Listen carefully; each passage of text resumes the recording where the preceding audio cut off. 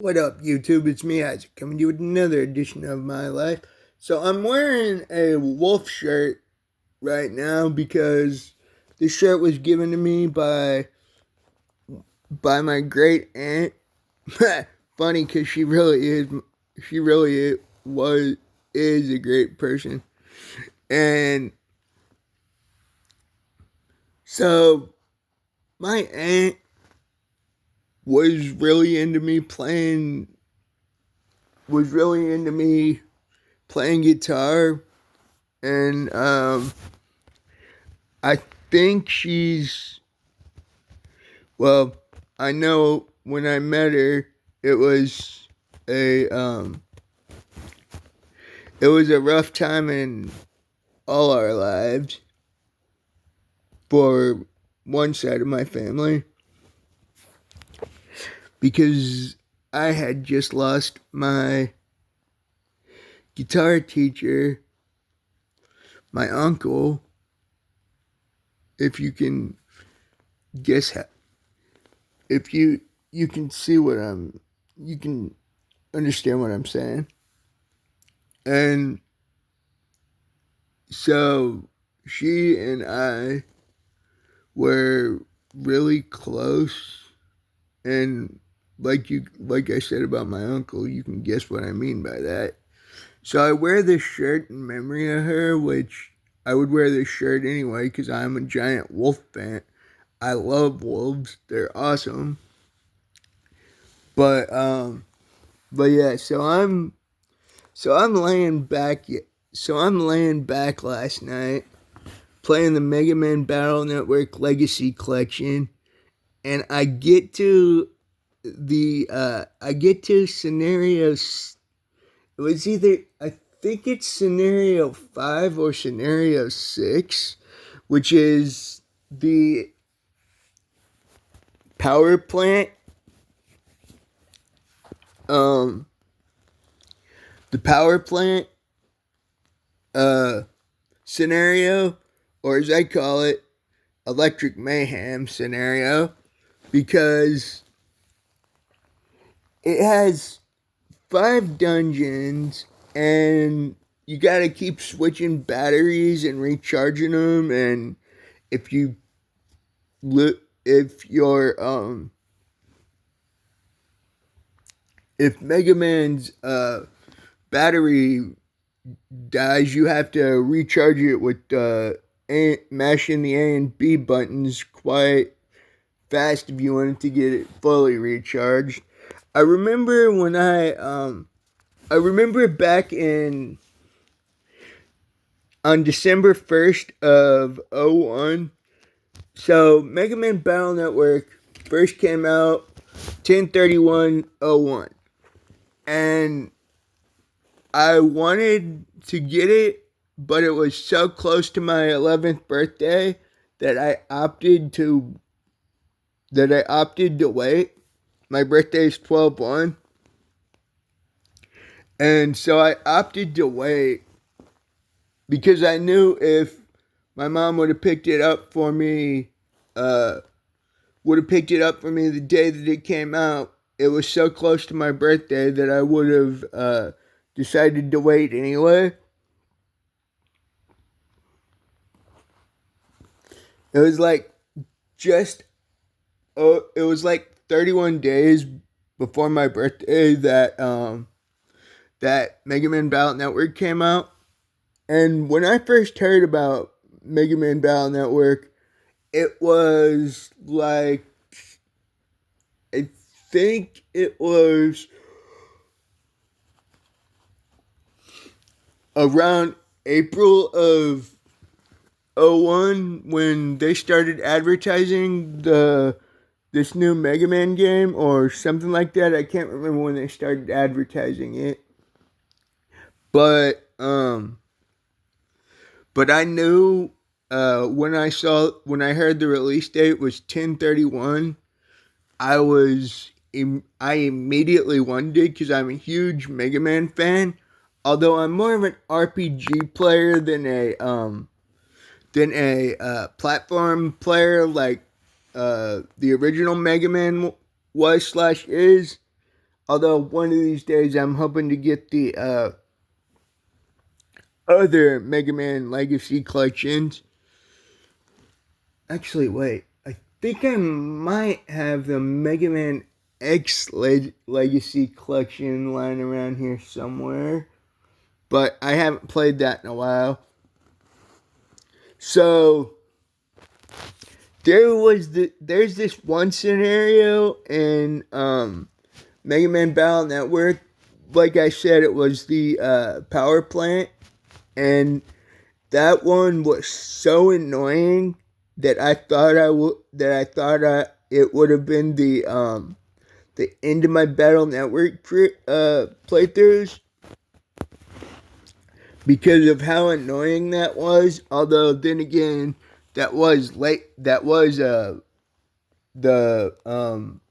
it was either the third to last boss dungeon or no, because there was two more after that.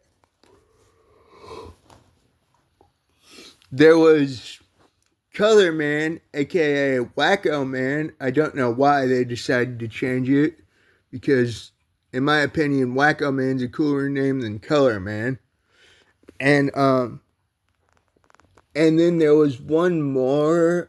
I think it was Iceman, although that could have been Battle Network 2 back in '03 that I'm thinking of. But either way, I digress. So, like I was saying, I was laying back yesterday playing Battle Network Legacy Collection. I haven't beaten any of the games on the Legacy Collection because I wanted to do them number to number. I mean, in numerical order, 1 through 6.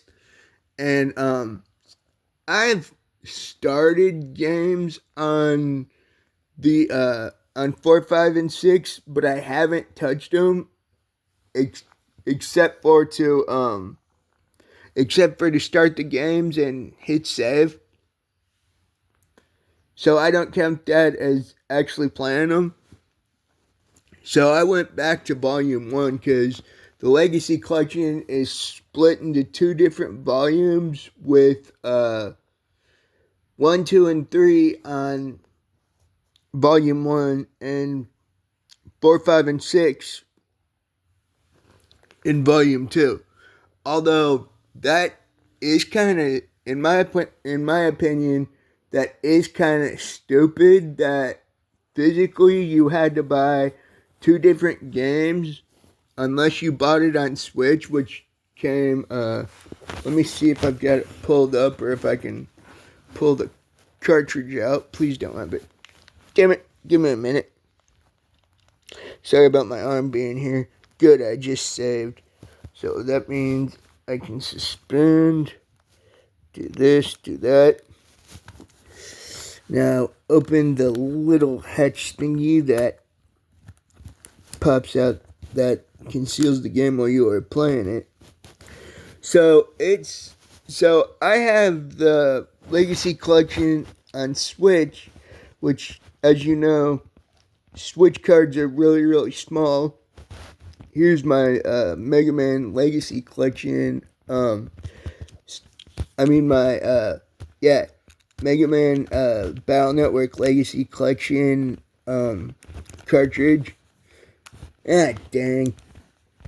It's just making me reboot my system because I popped the game out. So, as I was saying, I hadn't beat any of the Mega Man Battle Network collection, although I do have physical cartridges of Battle Network 3, and I think I have 1 of 4 and 1 of 6, because there's 2 different versions of 3 through 6, which is weird that they didn't do that for 1 and 2. I don't know why they decided to split off at 3. That's kind of stupid, because if you're going to split off into multiple games, you should do that at the beginning of the series and not smack dab in the middle. So, like I was saying, it was 12-1 of '01, and I went to go get the Mega Man Battle Network GBA game. And so I'm relaxing, playing it somewhere. I think it was five. It was either the last day of June in '01, it was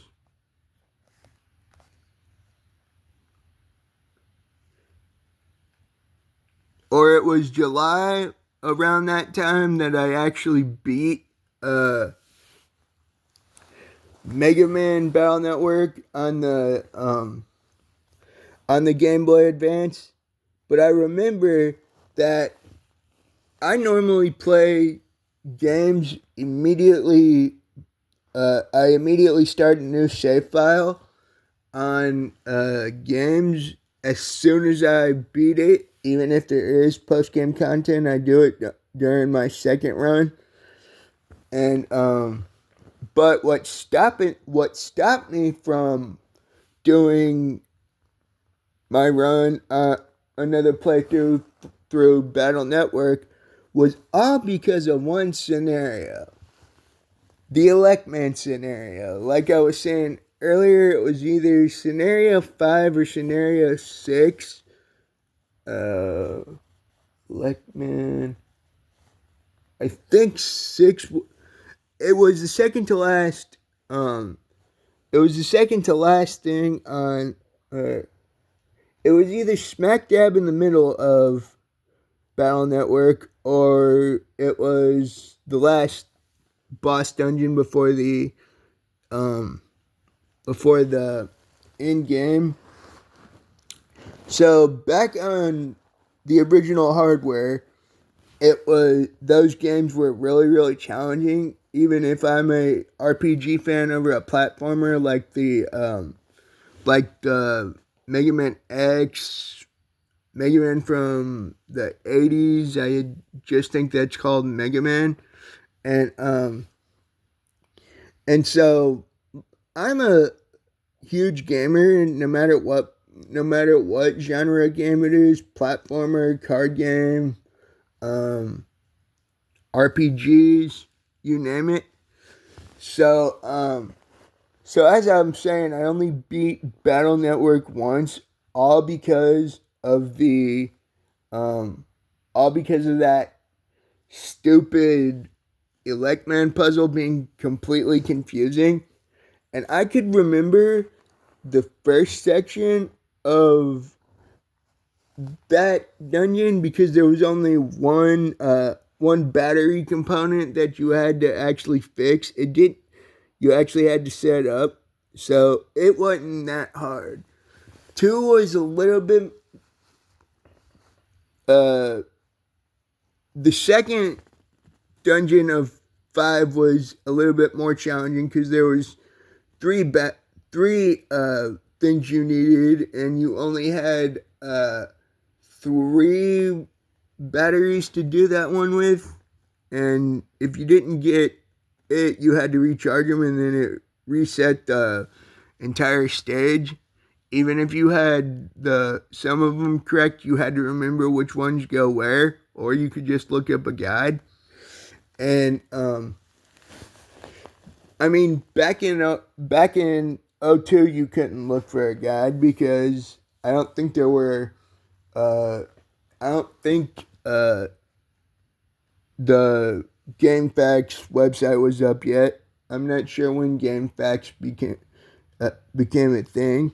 So, like I said, the reason I'm not playing Mega Man Battle Network 1 again is because of that Electman scenario, even if I have the solution saved to my phone, because it just reminds me of how hard it was playing it on the original Game Boy Advance hardware, Good God, was that tricky. And if I didn't have the scenario figured out thanks to looking up scenarios of where the batteries go, I would have never gotten through Elect Man. And thank God I got through it last night because that's how it is. And so I've only beaten Mega Man Battle Network twice. Once on the Game Boy Advance, somewhere in 2002, and then last night I beat the Legacy Collection Battle Network. And man, oh man, even with the enhancements to Battle Network on the Legacy Collection, like the Japanese only chips and easier to find Buster ups, which if you know what I mean by Buster, you'll know what I mean by Mega Man's Buster. And so when I'm playing any Battle Network game, I will power up my Buster as much as I can, as fast as I can. So I kept running around and running around and running around, trying to save up X amount of Zenny for so I could pay off to get my power up to the highest level. Although what I love about the Legacy Collection,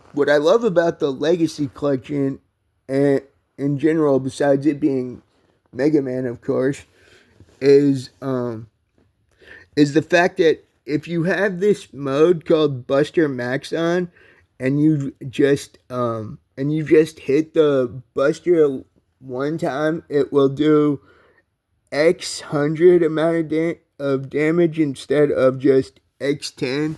So the weakest, if you have Buster Max off, it does is 10 damage. But if you have Buster Max on, you only have one crystal for Mega Man's power. It will do 100. So it goes from 10 to 50x without Buster Max on. But if you have Buster Max on, it goes from 500, then up to 200, then all the way up to 500, and that's how I actually won. But when I got to the Iceman scenario, which let's see here, no, because that's Battle Network 2. Oh wait, Iceman is, I think he's the third boss in BN1, but I'm not really sure off the top of my head because, well, like I said, I beat it yesterday, but I had been playing it since it came out, and that's how long it took me to beat Battle Network 1. And on top of that, here's what I find really cool. The game series that premiered after, give me a minute, actually, I don't even know where that game cart is, so I'll just explain what it is. So, after Battle Network, the next Mega Man game was on the DS, and the series was called Mega Man Star Force, which takes place either 2 to 300 years in the future from Battle Network. It's either the end of 6 is 200 years in the past, or the beginning of Star Force starts 200 years after the first one, after Battle Network. I'm not sure which one it is, but I know this. For some reason, the games that preceded Battle Network, which are the Star Force games, are actually easier in my opinion. And back in the day, only beat, let's see, I know I beat one once. I remember Battle Network 2 is just fetch quest after fetch quest after fetch quest after fetch quest after fetch quest after fetch quest, mixed with with just some random boss fights in the middle.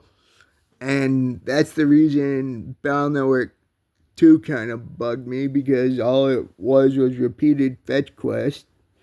And 3 was Battle Network the first Battle Network suffered from what I call first installment. Dadgummit, I forgot what it is. First installment issues, because new series, you're trying to work it out so it's not like the previous series and stuff, and it suffers from, like I said, new game mechanics series. I know that's not what I call it, but as soon as I stop this recording, I know darn well I'll remember what I call it. And so there were 6 games in the Battle Network series. 1, 2, and then from there, from 3 to 6, there were 2 different versions. I don't know why they decided to wait until the third game to split off into 2. Although I could have seen them do 2 as a split one with half the quest on the first cartridge, half the quest on the second, or rather different quest on the second version. And so like I was saying,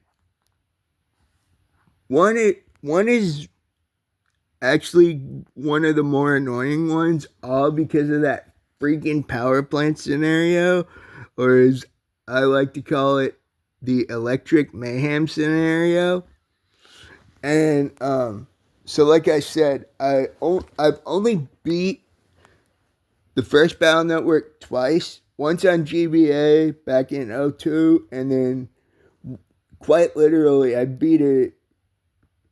Shit. I remember putting my Switch in sleep mode just so I could check the time. I literally beat it as midnight rolled around. At like 12:02, I beat Battle Network last night. And the way to get to the final boss, which is the quote life virus, if you know Battle Network, you'll know exactly what I'm talking about. And you know who the main antagonist of 1 is, who's normally the main antagonist of all of them, except for, I think, 2 has a different person running it. And actually, wait, I know Battle Network 3 has a different person running it, but 4 is quite literally just tournament after tournament after tournament after tournament after tournament. And then you get a double soul after you beat the first 3 tournaments. And that's the one thing that annoys the hell out of me about Battle Network 4. It's the only Battle Network game where you have to play it 3 times if you want to get 100%, because of the way they split it off.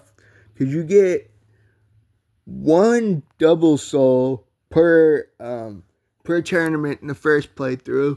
Then you get 1 double soul in the... Actually, I think it's 2 double souls in the second playthrough, and then 1 double soul on the third playthrough, although sometimes you'll have to play through it all over again, because sometimes it'll just be the same scenarios, which is kind of annoying when that happens.